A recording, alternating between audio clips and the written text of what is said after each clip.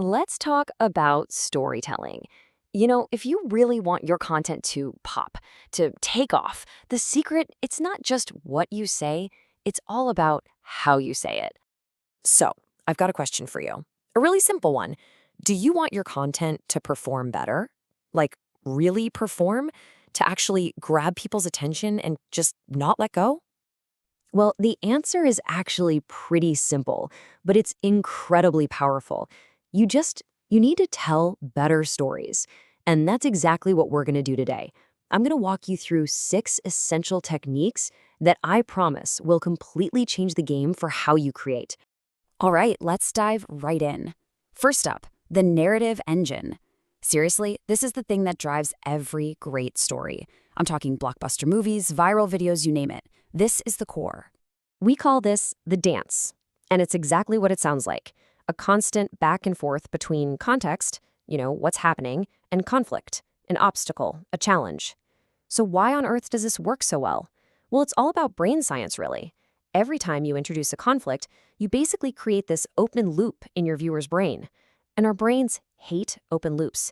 We get this irresistible urge to see it closed, and that's the magic that keeps people glued to the screen. And this right here, this shows you the nuts and bolts of it perfectly. Look, a boring story is just a laundry list. This happened, and then this happened, and then snooze fest, right? But a great engaging story, it creates this chain reaction of cause and effect. This happened, but this other thing got in the way. Therefore, this was the result. See the difference? It's huge. And hey, don't just take my word for it. This isn't some abstract theory. The creators of South Park, Matt Stone and Trey Parker, literally built their entire empire on this one single rule. For them, every single beat in a story has to be connected by either a but or a therefore. It's that constant push and pull that creates this unstoppable momentum. Okay, so we've got the engine. Now let's talk about the delivery. This is where tips 2 and 3 come in. Rhythm and tone. It's all about finding your voice. I love this quote from the writer Gary Provost. Just listen to how this feels when I read it. This sentence has 5 words. Here are 5 more words. 5-word sentences are fine, but several together become monotonous. You feel that? It just kind of gets flat. Now listen. I vary the sentence length and I create music. Don't just write words, write music. That's the key right there. That variation is the music. So here's the big takeaway for you. Your script needs to have what I call a jagged edge. And here's a super practical tip to make that happen. When you're writing, put every single sentence on a new line. Seriously. Then take a step back and look at it. It shouldn't be this neat, perfect block of text. It should look jagged, uneven. That visual clue is your confirmation that you're creating a rhythm, that you're writing music, not just words.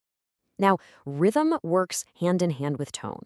Think about the most successful creators out there. I'm talking everyone from Emma Chamberlain to, Steve Jobs during those iconic keynotes. What do they have in common? They make you feel like they're talking with you, not at you. It's a conversation. So how do you actually do that? It's simple, really. Step 1, write for one person, like one close friend. Step 2, when you hit record, actually picture that friend sitting right there. And step 3, eventually you'll just forget the camera even exists. That's when the magic happens. All right, we're moving right along. Tips 4 and 5 are all about the story's blueprint. This is where we figure out the direction of our story and, crucially, how to find our unique lens. Okay, this next one is going to sound a little weird. A little backward maybe, but trust me, it is a total game changer. You need to start with the end. Know your last line before you write your first. Think about a director like Christopher Nolan. For movies like Inception or Tenet, there is no way he could have built those incredibly complex stories if he didn't know exactly where they were going to end up. Your final line is your destination, and it gives your entire story a purpose and a direction. And then there's the story lens. Look, we live in a world where it feels like everyone is talking about the same stuff, right?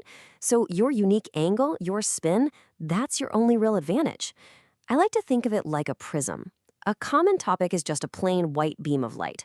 But your story lens, that's the prism that takes that light and refracts it into this amazing, fascinating spectrum of colors that only you can create. This is a perfect example. Let's take Taylor Swift at the Super Bowl. The common lens, the story everyone was telling, was what is she wearing, or look at her reaction. A little less common was, trying to predict what might happen next. But the truly unique lens, The story that really cut through the noise? It was about the massive business impact she was having on the NFL. That's how you find your angle. You go deeper. Let's be real for a second. None of this, the dance, the rhythm, the lens, none of it matters if you can't get people to stick around past the first 3 seconds.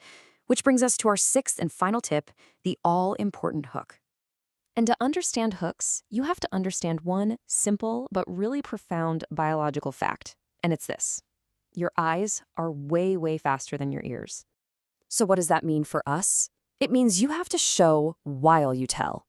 A visual hook isn't just a little better, it's like 10 times more effective than just an audio one.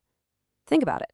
If your video is about strawberries, you need to show a big, juicy, vivid strawberry on screen immediately. Before the viewer can even fully process what you're saying, their brain has already seen the strawberry, confirmed the topic, and decided, yep, I'm interested. And just like that, they're sticking around.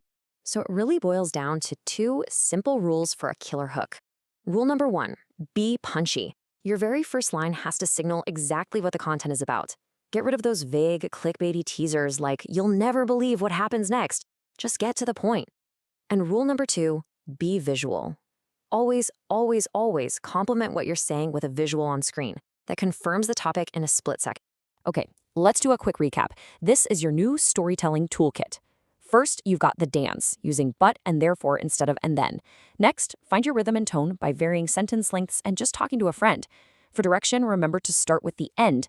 Then, find your unique story lens to stand out. And finally, for the hook, get straight to the point and show, don't just tell. That's it. That's the whole playbook. Honestly, these techniques, if you apply them, will massively improve your content. There's really nothing left to do now but to go out and put them into practice. So I guess the only real question left is, what story will you tell next?